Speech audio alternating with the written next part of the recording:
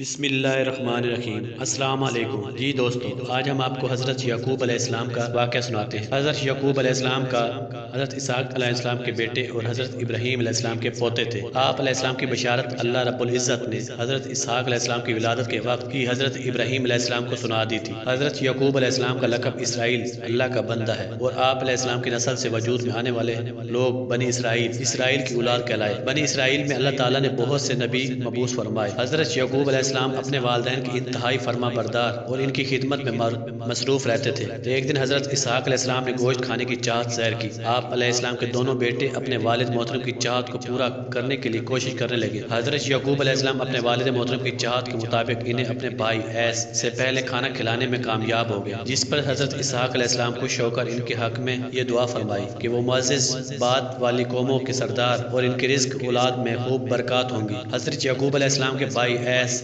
کو جب یہ علم ہوا وہ والد محترم کو کھانا کھلا کر خیر و برکات کی دعائیں حاصل کر چکے ہیں، تو انہوں نے اس پر ناراضگی کا اظہار کیا۔ حضرت یعقوب علیہ السلام کی والدہ محترمہ رفقہ نے ان کے حالات کے پیش نظر اپنے شوہر حضرت اسحاق علیہ السلام سے اجازت لے کر حضرت یعقوب علیہ السلام کو حران شہر میں حضرت یعقوب علیہ السلام کے ماموں لابان کے پاس جانے کی نصیحت فرمائی۔ آپ علیہ السلام کے والدین کی نصیحت پر عمل کرتے ہوئے حران چلے گئے۔ آپ علیہ السلام کے ماموں کی دو بیٹیاں لیا اور رحیل تھیں۔ حضرت یعقوب علیہ السلام نے اپنے ماموں سے ان کی چھوٹی بیٹی رحیل کا رشتہ مانگا۔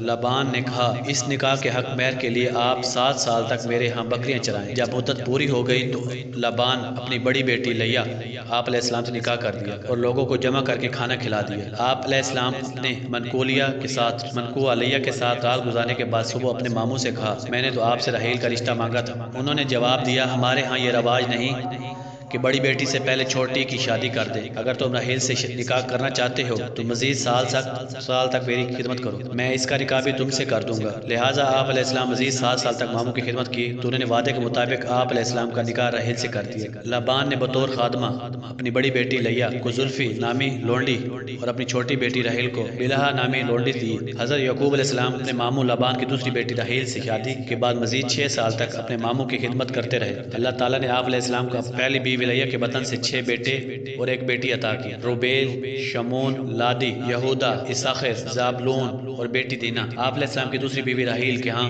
ابتدا میں کوئی اولاد نہیں ہوئی، اس نے اپنی لونڈی بلہا آپ علیہ السلام کو ہبہ کر دی۔ اس لونڈی سے آپ علیہ السلام کے 2 بیٹے دان، نفتالی پیدا ہوئے۔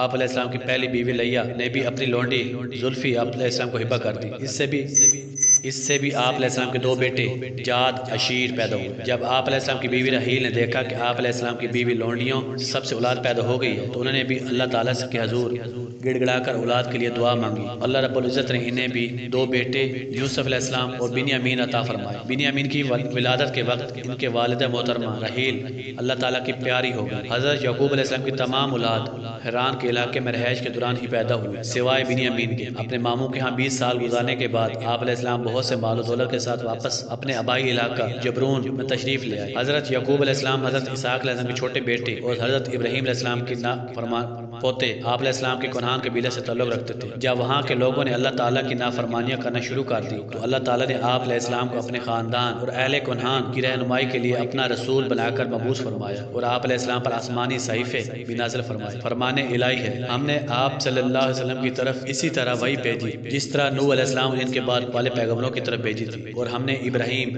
اسحاق، اسماعیل، یعقوب اور ان کی اولاد عیسیٰ، ایوب، یونس، ہارون اور سلیمان علیہ السلام کی طرف بھی وحی بھیجی تھی۔ اے مسلمانوں، تم کہو ہم ایمان لائے ہیں اللہ پر اور اس کی کتاب پر جو ہماری اولاد پر اتاری گئی اور ان تمام کتابوں پر جو موسیٰ، عیسیٰ اور دیگر انبیاء علیہ السلام کو ان کے رب کی طرف سے ملی۔ ہم انبیاء علیہ السلام کے درمیان فرق نہیں کرتے اور ہم اسی اللہ کے فرما بردار ہیں۔ آپ صلی اللہ علیہ وسلم کہہ دیجئے ہم اللہ پر ایمان لائے اور اس پر بھی جو ہم پر نازل کیا، جو ابراہیم علیہ السلام، اسماعیل علیہ السلام، اسحاق، یعقوب علیہ السلام اور ان کی اولاد پر نازل کیا گیا۔ حضرت یعقوب علیہ السلام کے 12 بیٹے تھے جن میں سے حضرت یوسف علیہ السلام کو اللہ تعالیٰ نے نبوت سے سرفراز فرمایا۔ حضرت یوسف علیہ السلام کے بھائیوں نے ایک سازش کے تحت حضرت یوسف علیہ السلام کو باپ سے جدا کر دیا، جس پر حضرت یعقوب علیہ السلام کو بہت صدمہ پہنچا اور اس صدمہ کی وجہ سے روتے روتے آپ علیہ السلام کی آنکھوں کی بہلائی ختم ہو گئی۔ آخر کار اللہ رب العزت نے آپ علیہ السلام کی حضرت یوسف علیہ السلام سے ملوا دیا اور آپ علیہ السلام کی بینائی بھی لٹا دی۔ حضرت یعقوب علیہ السلام جب اپنی موت کے آثار دیکھے تو اپنی اولاد کی آخرت کی فکر کو ملحوظ خاطر رکھتے ہوئے